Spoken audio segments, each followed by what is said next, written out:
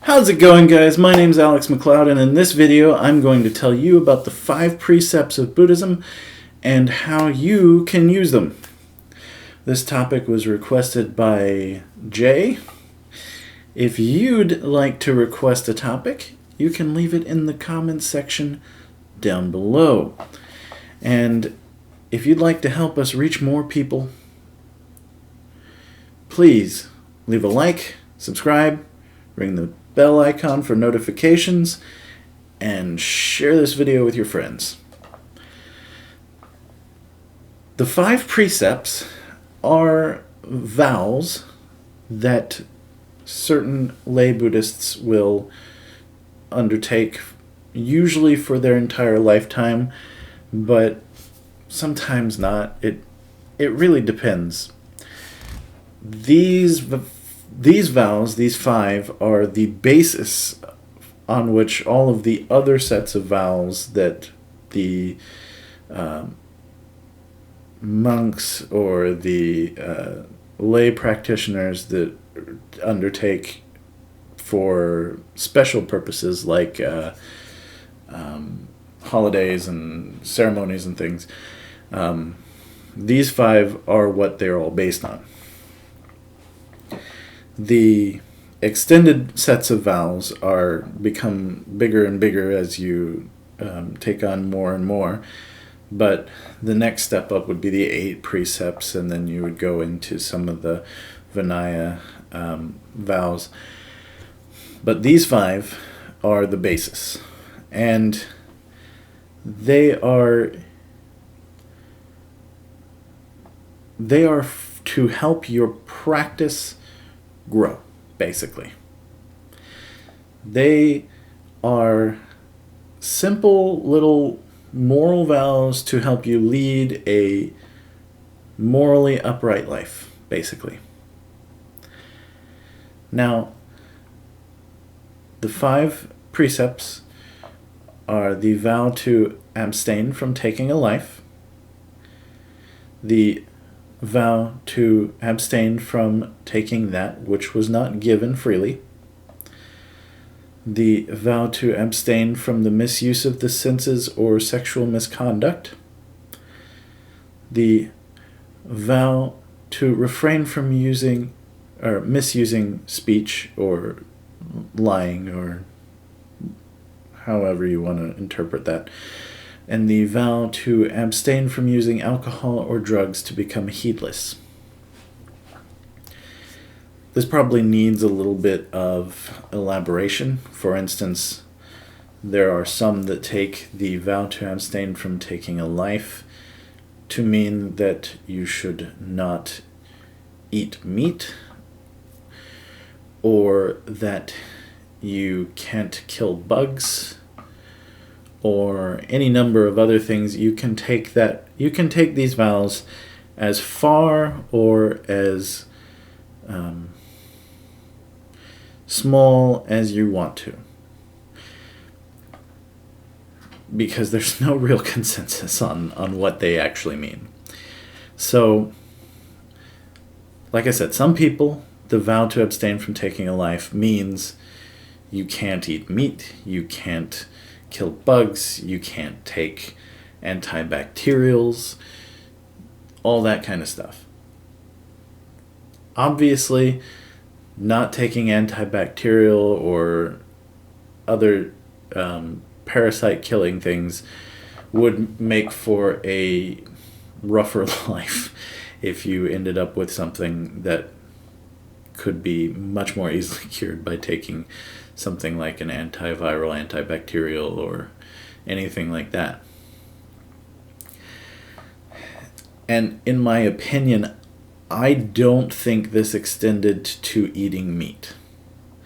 It may have extended because there is evidence that the Buddha taught that one should not become a butcher. It may have extended to butchering your own meat, like say you have chickens and killing them to eat, basically. This may have been meant to extend to that. However, it may not have. Because he didn't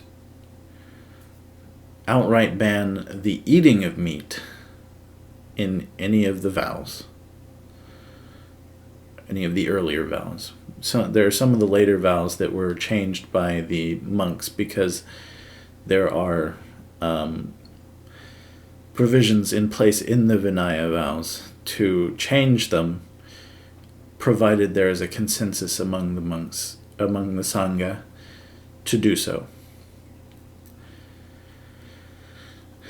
Originally speaking, he did not outlaw the eating of meat even for monks, because he required that they accept anything that was given to them. So, one can assume that abstaining from taking a life simply means not killing things yourself. One could also assume that it just means don't kill people. There's all sorts of things we could assume. Now, if you want to take it to mean don't kill people, and that's the only thing it means, that's fine. That's how you're practicing. This idea that we have to enforce some arbitrary standard for these for vows such as this is preposterous, because these are meant to help you improve your life. If you decide at some point to go past the not taking a human life to not taking animal life as well, that's your choice. I mean, if that's what you want to do to improve your practice, do that. If you're part of a group that has decided on what the meaning of this particular vow is, then do what they've decided, or don't. I mean, you don't have to follow all of the rules of a group unless you have decided to do so. These precepts are practice rules to help you lead a more moral life.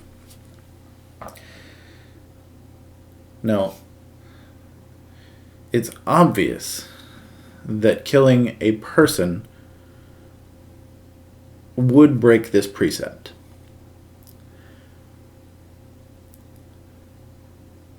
But if you were to do so in self-defense, just retake the vow. I mean, there are provisions in place that you can retake these vows if you feel that you have broken them. But if you purposefully go against what you think the vow means, that's different. As for the second precept, the vow to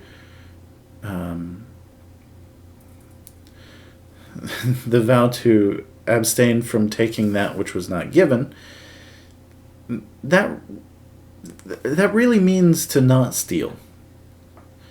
Now, you can also take that as far or as not far as you want to. For instance, there's a cup in most banks with a bunch of pens with their logo on it. Are those freely given, or are those meant to be used only in the bank lobby?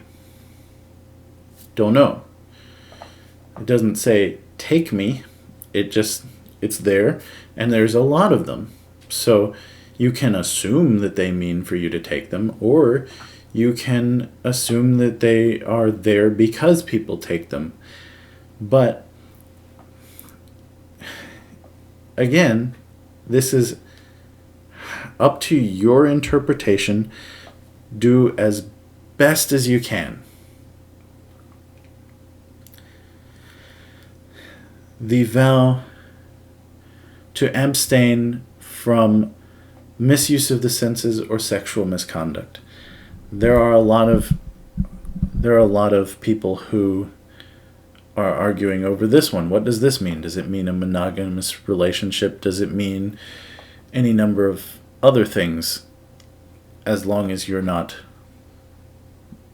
doing any misconduct that means harming anybody that you're having sexual relations with. And the question is, what do you think it means? These are meant for your improvement. So if you think it means you must only have sexual relationships with one person, then that's what it means, because that's what you think it means. If it means to you that you just shouldn't harm anyone by your sexual conduct, then that's what it means to you. So as long as you're not harming anyone, you're not going to have broken the vow in your mind. You see where we're going with this, right? So these are not as hard and fast as some of the rules in other religions. And there is a ton of argument, especially online, not so much in real life, over what each of these things means. From misusing speech, does that mean you can't lie? Or does that mean that you also can't not tell the truth? Or you can't tell the truth when you know it's going to get somebody in trouble for something they don't need to be getting in trouble for? What does that mean? It's up to your interpretation, and as long as you don't go against your interpretation of what these things mean, then you are slowly cultivating moral uprightness. As long as you go at least the bare minimum for each of these vows, then you're doing good for yourself. You're doing good for the people around you. Because if you don't kill people, you don't steal from them, and you don't hurt them by your sexual conduct, you don't lie about them in order to get them in trouble or whatever, and you don't drink so much alcohol that you are no longer in control of your mind, then the people around you are going to benefit from this.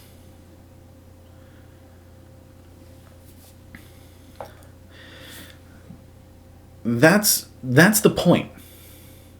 If you go further than that, the people and other beings around you are going to benefit from it. That's what the goal of these precepts is. By undertaking these precepts, your goal is to improve your life and the life of those around you by acting in a morally upright manner. The 5 precepts have been compared to the 10 Commandments of the Bible, but they don't really compare. They may have similar content. However,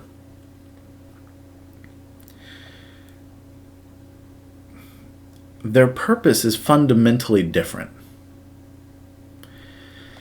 The purpose of the 5 precepts is for people to, from the inside out, become more morally upright people. The purpose of the 10 Commandments is to scare people into behaving in a morally upright way.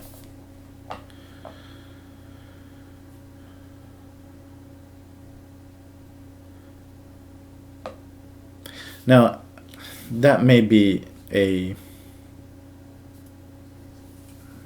unpopular opinion, but that's how they're written. One says, "Thou shalt not do this." The other says, "I vow to abstain from this." Or, "I vow to undertake the practice precept of abstaining from this. So just based on the way it's written, just based on the way it's said, these are very different ideas. They may be trying to get to the same point, but they're coming at it from completely different ways, and I think the way through the 5 precepts is much, much better for the people involved, because it doesn't take away your choice in the matter. Yes, you could break the vow, but it's a vow that you took. You are taking responsibility for doing this, as opposed to being told that you're not allowed to do this.